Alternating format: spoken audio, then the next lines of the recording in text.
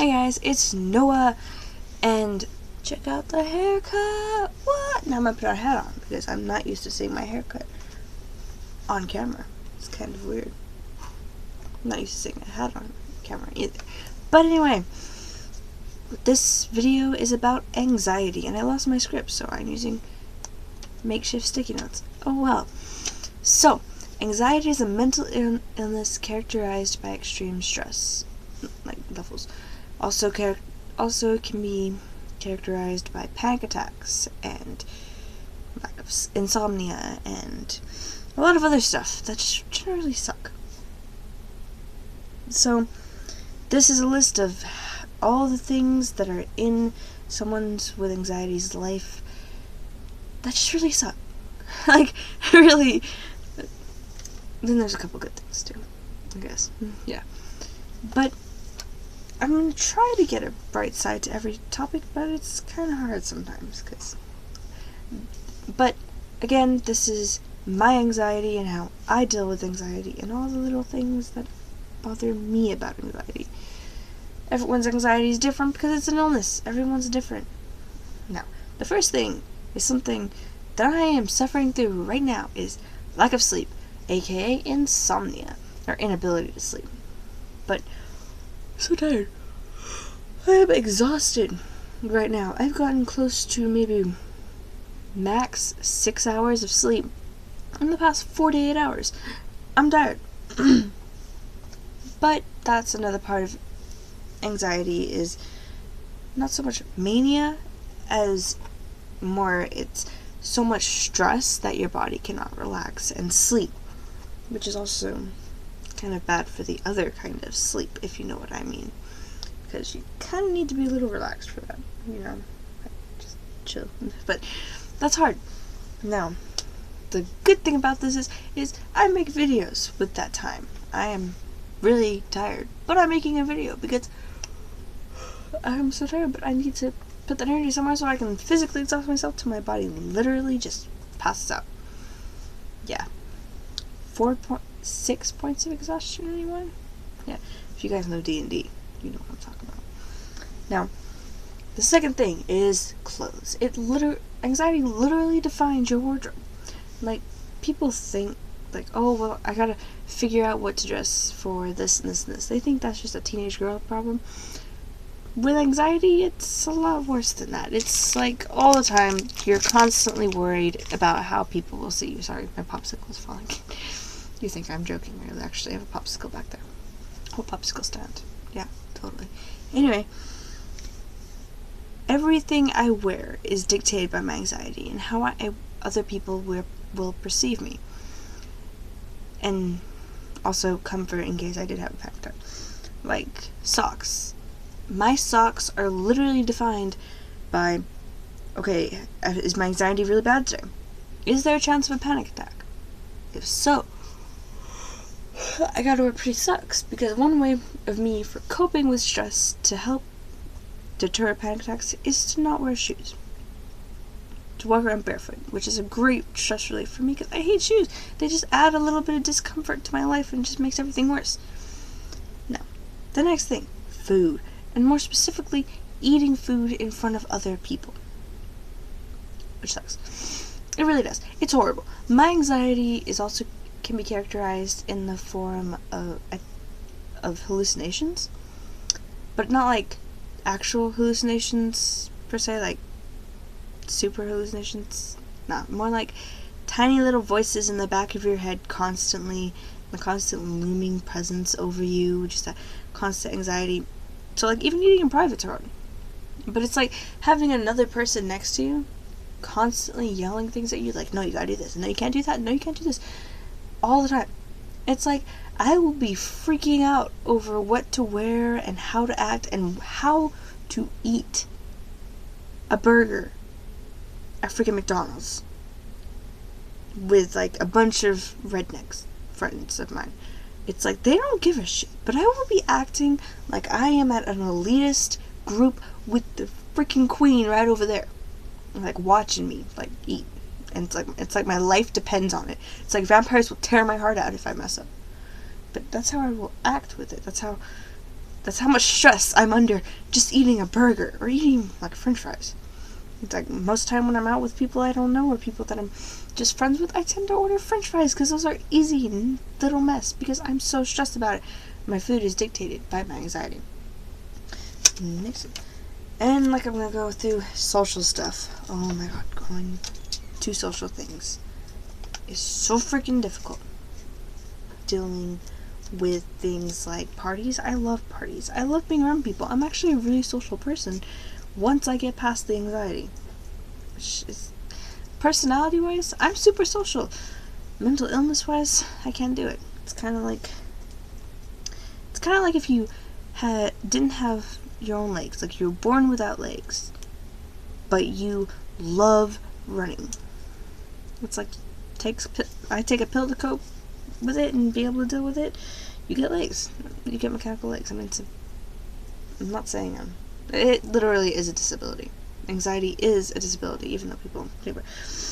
Next thing, we're going to talk about phone calls. I hate phone calls. Like, so much. I like face-to-face calls. And that's not just a personal thing. It's more like I can't deal with it. I can't deal with the stress of just having to tell off your tone of voice over the static and the background noise to see exactly what kind of mood you're in, just in case you're a little bit mad at me for saying something I shouldn't have said. Because like I said, I'm a very social person, so I know my ins and outs of social situations, but the anxiety kind of creeps in every now and then. It makes me kind of OCD about social situations.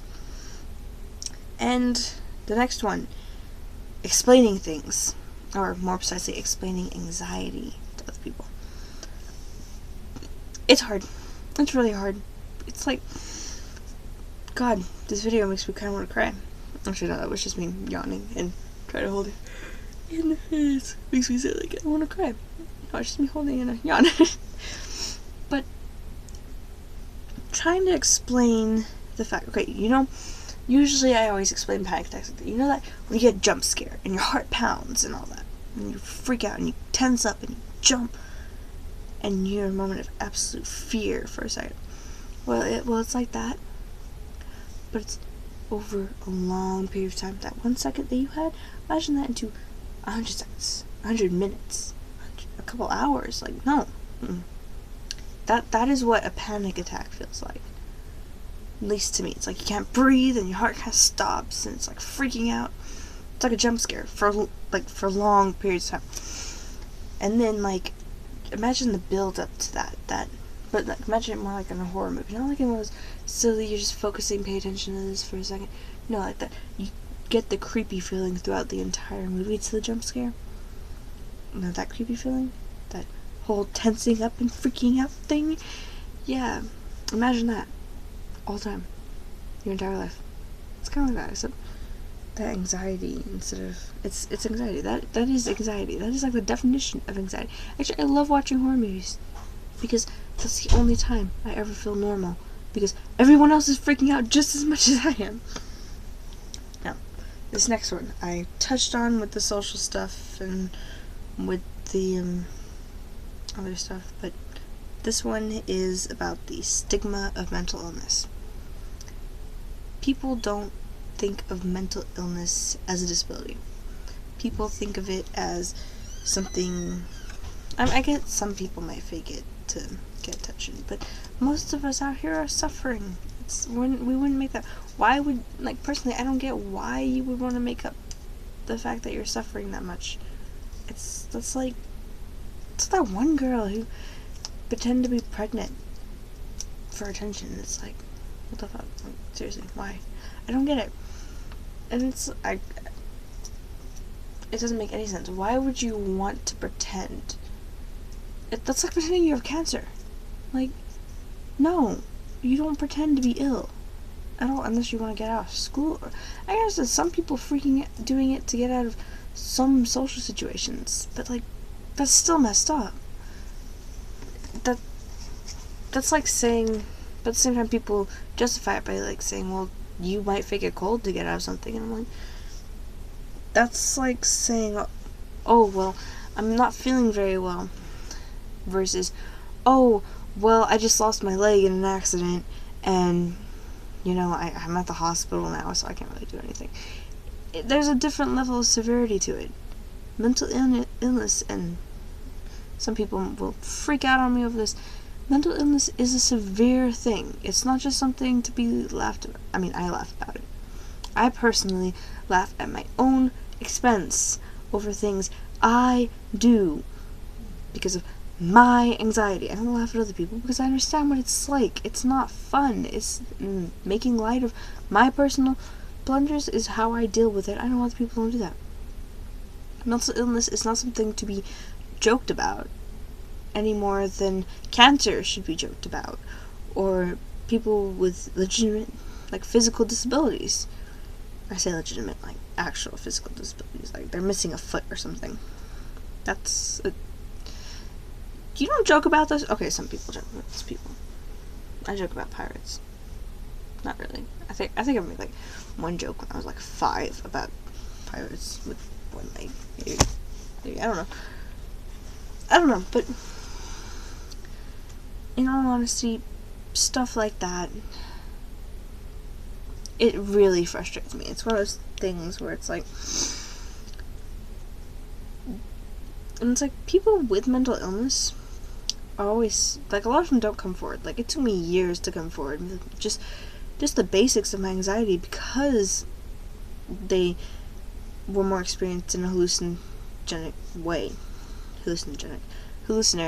way, when other people's anxiety doesn't always work like that. Mine does. It's auditory hallucinations. It's not necessarily visual hallucinations, more like sixth sense hallucinations, and life gets hard with it. And I take pills so I can deal with it. And then, like, not to mention with the PTSD and depression on top of that, it's like the only things wrong with me. Like, physically, I'm perfectly healthy, except for right now. Got a little sore throat, but that's from playing Pokemon Go all day in the heat. Yeah, a little dehydrated. But the entire point of this video is to express that we're people too. We have a lot of issues, yeah, but that doesn't mean that we're any less, like, human. I mean, just because I need a little bit more personal space than most people to not dissolve into tears, and just because I have to take pills to control my emotions and control my fear, does not mean that I'm suddenly broken.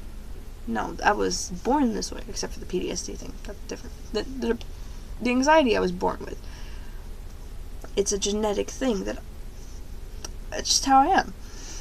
And I can cope with it, and I can live my life with it, but that doesn't mean that you should treat it like it's nothing just because you can't see it.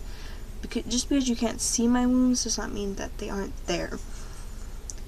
But anyway, I think that wraps up this video. If you have anxiety and you agree with anything I said, or any mental illness, really, because I was talking more in general at the end of that. But if you have any mental illness, actually, and you agreed with what I said, then go for it. If, like, anything I said really connected with you, then comment below. I want to know your opinions. I really do care about your guys' opinions. Even if it's a negatory opinion, or negative opinion, I want to hear it. I want you to tell me what you don't like about my videos so that I can hopefully improve on them in the future. Anyway, wrapping this up, like, dislike, etc. You know the spiel already. I've said it a million times. Y'all be nice to each other, and I'll see you later. Bye.